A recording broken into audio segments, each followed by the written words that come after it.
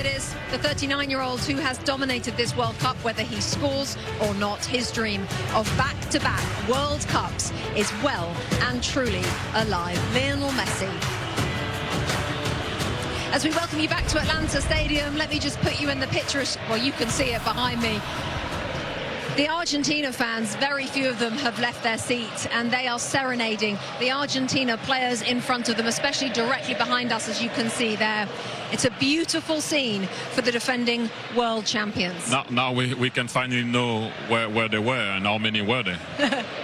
I know. Look, what do you think, a 70-30? Yeah, that's how it was. That's how it was. What a World Cup semi-final we have just witnessed. Let's show you the story from start to finish. Coming into this game, plenty of huge names. Lexi, Harry Kane for England, that man for Argentina. Start us off. Huge names, but not a whole lot of action, especially in the first half. So slim pickings. We take a look at this one here with Alvarez getting a shot off. Jordan Pickford seeing it all along and just gets something on it here, but few and far between when it came to opportunities. So let's get into this 55th minute. And finally, the deadlock is broken. Watch this ball. My goodness, from Rodgers. Watch the way that he curls it right around the back of the defense. And I'll tell you what, Anthony Gordon, one, way to be on side, and two, on that second hop here, look, or the first hop here, look at this.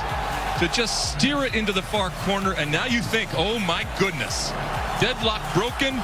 David Beckham's happy. Everybody's happy from an England perspective, and they believe. Not so fast. Not so fast. You got to play defense. Argentina starts to grow into the game, getting opportunities. Wonderful tackle here. Spence, he just reads this perfectly. He has to be perfect in this moment, and he is. Gets to the ball, potentially saves a goal. Simeone on the ground, but they keep coming. But Lex, Lionel Messi started to play symphony. He went on the right, back on his left foot. That's all he did the whole end of the second half. Put the ball on the head of Nico Gonzalez, and Pickford came to the rescue. But that was the first note. Just the first note. As you can see here, Pickford, he has to save that. Still a good save. Still a good save. But the music was coming. Even more, louder. Now, you can see here the is asking for the ball. Leo, for this time, is inside. What a cross, by the way. And we all thought that the ball was in because we had the view from the other side of where we are. I was like, oh, that's a goal. Bang, post. But as you said, Lex, earlier, and Zlatan also, they hit the post. They didn't care. Let's keep going. Let's keep going.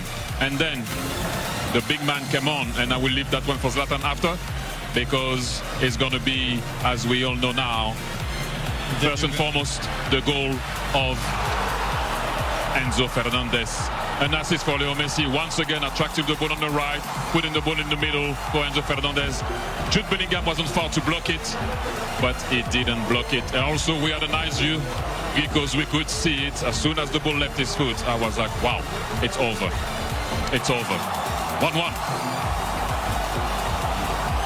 Momentum. And then the moment when the beautiful moment happened.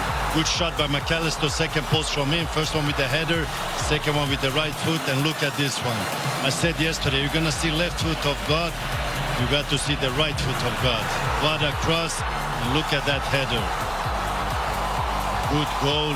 But look at this celebration. Everybody goes to Messi, and not Martinez. Martinez goes also to Messi because they know who the man is, and they know who made the difference.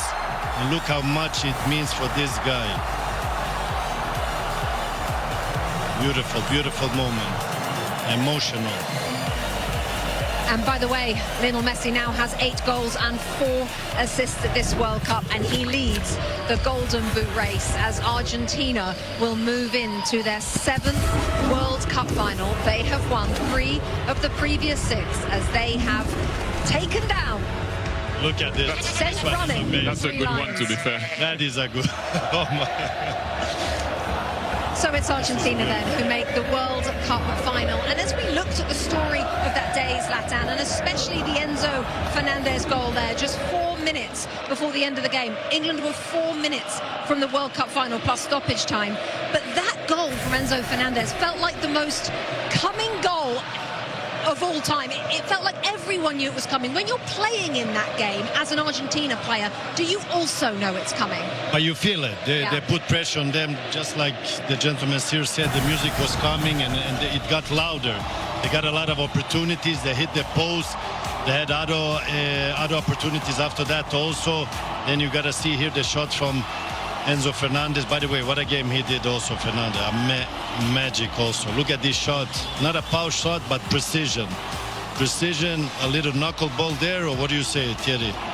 Whatever it is, it's beautiful, and the ball went in. That's the most important. They got done on the corner. And this makes England even more deeper, in deeper water. How do you say? Like Exactly that. oxygen finish. But before that, they were too defensive. Listen, we can say about Argentina, they're amazing. Messi is amazing. But England, they were too defensive. And I'm interested, Thierry, from an England player's point of view, when you are then going deeper and deeper, and your manager is essentially sending that message on, I assume, you tell us, do you know you're doing it? Are you trying to step up? Or what happens in the psyche of a player? First and foremost, I'm going to have to bring you back to when you're on the bench as a coach. Things go so quickly. We sit here, we're calm. We're having a sandwich, we're having a coffee, and we're like, oh, I would have done this, I would have done that. Right. Now we need to analyze it. Thierry, explain with Rashford what happened. We need to analyze it. Rashford was supposed to come on just before Gordon scores. Then Gordon scores, then suddenly 5 minutes after he goes into a back five. And then when you go into a back five early, you lose Rhys James. Then you lose Rhys James. What do you go about it? Then Spence changes. Then you put O'Reilly. But then O'Reilly now is playing on the wing. What are you doing? Boom, they score. Where do you go from that 5-3-2? You know, and then boom, they score again. And then you try to put guys towards the end. It's not easy. I will repeat it again. They went into a back five too early. But I also will tell you something. When you're on that bench and you start to think and you look at the clock, you're like, oh, it's nearly the end. And sometimes you look again and you're like, 20 minutes has passed. I can assure you that it's not that easy, but still, he went into a back five too early. You don't play that team too low, too early like that. That is so interesting because, of course, for fans it goes so slowly, but for the coaches it goes so fast. Latan, you were going to say? That's why I said that Thierry explained with the situation with Rashford. That's the dynamics. What was supposed to happen and what happened. He was meant to go for Rashford to come in and push for the counter-attacks, and then suddenly you score a goal in that moment. You go in a back five. They had in total 6 defenders totally at a certain point, the England team. But this is the feeling you have as a coach. This time it didn't go his way.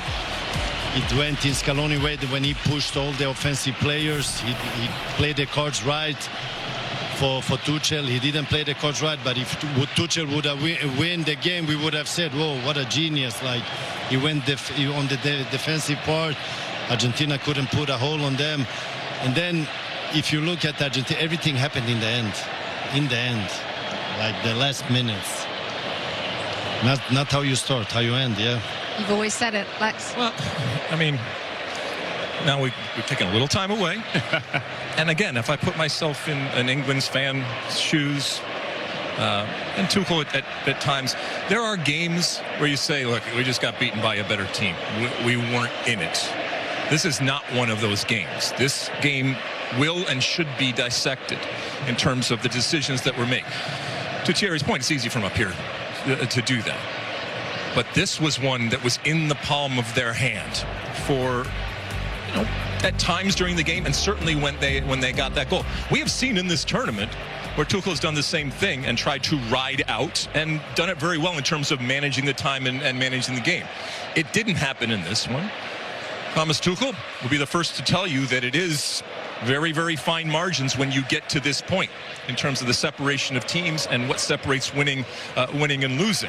And so I think it's going to be fair in this postmortem to look at what happened and the decisions that were made, and were they right? Always going to be relative to what the final score is, but again, it was in the palm of their hand, and it was taken out. Yes, by a wonderful team, and yes, by one of the greatest of all time. But you wonder, even this England team did they have the wherewithal on the bench, both in terms of the players and in terms of Thomas Tuchel, to see this out? I think they would all say yes, but this is why we ultimately played the games. This was a different loss from yesterday. France, they lost yesterday, but you could say like they didn't have a chance because Spain was much better. Here England was leading, and if they would handle the situation differently, they could have won. So they should be more disappointed than the French team yesterday. No, I just wanted to say well done England, because the way it started, it didn't look it was going to be like this. Bellingham was outstanding, Ken was outstanding. I mean, we can name those two because they were more the guys that scoring the goals. Gordon scored tonight, but I would say that, you know, it looks bright for you guys, and it will happen eventually. So well done England, seriously, because it didn't look it was going to be that way. I didn't doubt it, but a lot of people were doubting it. You still didn't make the final, but carry on going. Okay, chaps, thank you. Lots more to come from the gentlemen, but for the